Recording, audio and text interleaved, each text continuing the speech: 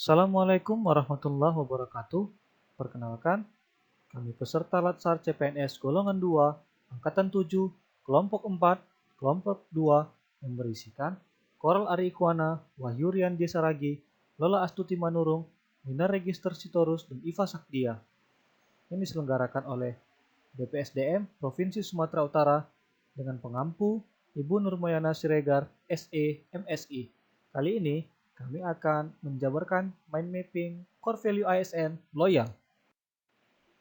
Loyal terbagi menjadi 3 garis besar. Yang pertama, konsep loyal, panduan perilaku loyal, dan loyal dalam konteks organisasi pemerintah. Konsep loyal terbagi menjadi 4 bagian, yaitu urgensi loyalitas ASN, pengertian loyal dan loyalitas, loyal dalam core values ASN, dan membangun perilaku loyal. Bagi seorang pegawai negeri sipil, kata loyal dapat dimaknai sebagai kesetiaan, paling tidak terhadap cita-cita organisasi dan lebih-lebih kepada Negara Kesatuan Republik Indonesia, sedangkan loyalitas merupakan suatu hal yang bersifat emosional. Membangun perilaku loyal terbagi menjadi 3 bagian dalam konteks umum. Yang pertama, membangun rasa kecintaan dan memiliki. Yang kedua, meningkatkan kesejahteraan. Yang ketiga, memenuhi kebutuhan rohani. Keempat, memberikan kesempatan peningkatan karir. Yang kelima, melakukan evaluasi secara berkala. Setelah dalam konteks umum, kita masuk ke memantapkan wawasan kebangsaan, kemudian meningkatkan nasionalisme. Panduan perilaku loyal terbagi menjadi 2. Panduan perilaku dan sikap loyal ASN melalui aktualisasi kesadaran bela negara. Panduan perilaku loyal. Yang pertama, memegang teguh ideologi Pancasila, Undang-Undang Dasar Negara Republik Indonesia tahun 1945, setia kepada Negara Kesatuan Republik Indonesia serta pemerintahan yang sah. Yang kedua, menjaga nama baik sesama ASN, pimpinan instansi dan negara. Ketiga, menjaga rahasia jabatan dan negara. Loyal dalam konteks organisasi pemerintah terbagi menjadi 4 bagian. Komitmen pada sumpah janji sebagai wujud loyalitas PNS, menegakkan disiplin sebagai wujud loyalitas PNS, pelaksanaan fungsi ASN sebagai wujud loyalitas PNS, dan yang terakhir, aktualisasi nilai-nilai Pancasila sebagai wujud loyalitas PNS. Faktor urgensi loyalitas ASN terbagi menjadi 2, internal dan eksternal.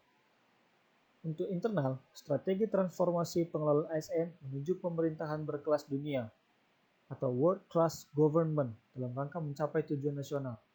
Untuk yang eksternal sendiri, modernisasi dan globalisasi merupakan sebuah keniscayaan yang harus dihadapi oleh segenap sektor, baik swasta maupun pemerintah. Ciri atau karakteristik loyalitas pegawai: taat pada peraturan, bekerja dengan integritas, tanggung jawab pada organisasi, kemauan untuk bekerja sama, rasa memiliki yang tinggi, hubungan antar pribadi, kesukaan terhadap pekerjaan, keberanian mengutarakan ketidaksetujuan, dan menjadi teladan bagi pegawai lain. Kata kunci aktualisasi panduan perilaku loyal, yaitu ada pengabdian, nasionalisme, komitmen, dedikasi, dan kontribusi.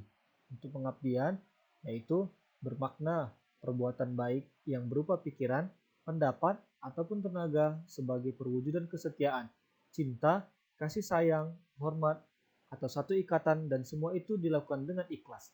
Nasionalisme bermakna suatu keadaan atau pikiran yang mengembangkan keyakinan bahwa kesetiaan terbesar mesti diberikan untuk negara.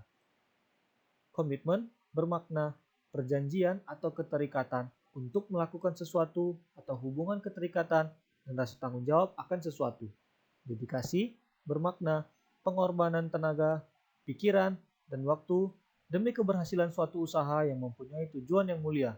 Kemudian yang terakhir, kontribusi bermakna keterlibatan, keikutsertaan, sumbangsih yang diberikan dalam berbagai bentuk, baik berupa pemikiran, kepemimpinan, kinerja, profesionalisme, finansial, atau tenaga yang diberikan kepada pihak lain untuk mencapai sesuatu yang lebih baik dan efisien. Pelaksanaan fungsi ASN sebagai wujud loyalitas PNS. Yang pertama, ASN sebagai pelaksana kebijakan publik. Prinsip-prinsip penting dalam pelaksanaan kebijakan publik sebagai berikut. Yang pertama, ASN harus mengutamakan kepentingan publik dan masyarakat luas dalam mengimplementasikan kebijakan publik. Kedua, ASN harus mengutamakan pelayanan yang berorientasi pada kepentingan publik. Tiga, ASN harus berintegritas tinggi dalam menjalankan tugasnya, yaitu yang memiliki potensi dan kemampuan yang memancarkan kewibawaan dan kejujuran. Yang kedua, ASN sebagai pelayan publik.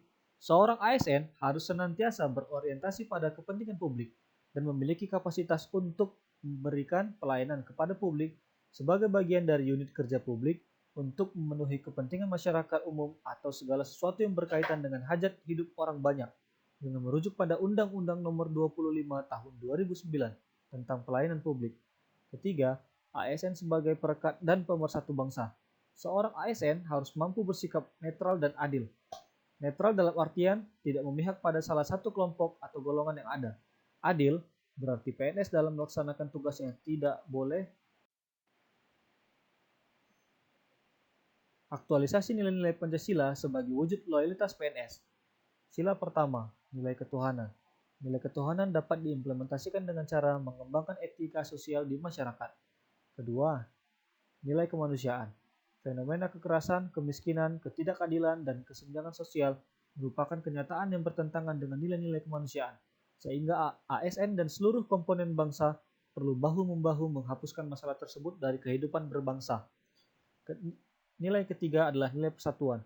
Negara diharapkan mampu memberikan kebaikan bersama bagi warganya tanpa memandang siapa dan dari etnis mana, apa agamanya, dengan terus memperkuat semangat gotong royong dalam kehidupan masyarakat. Disinilah seorang ASN yang loyal dapat mengambil peran dan memainkan fungsinya sebagai perekat dan pemersatu bangsa. Keempat, nilai-nilai permusyawaratan. Sila keempat, Pancasila mengandung ciri-ciri demokrasi yang dijalankan di Indonesia, yakni kerakyatan, kedaulatan rakyat, permusyawaratan atau kekeluargaan, dan hikmat kebijaksanaan. Sila kelima, nilai keadilan sosial.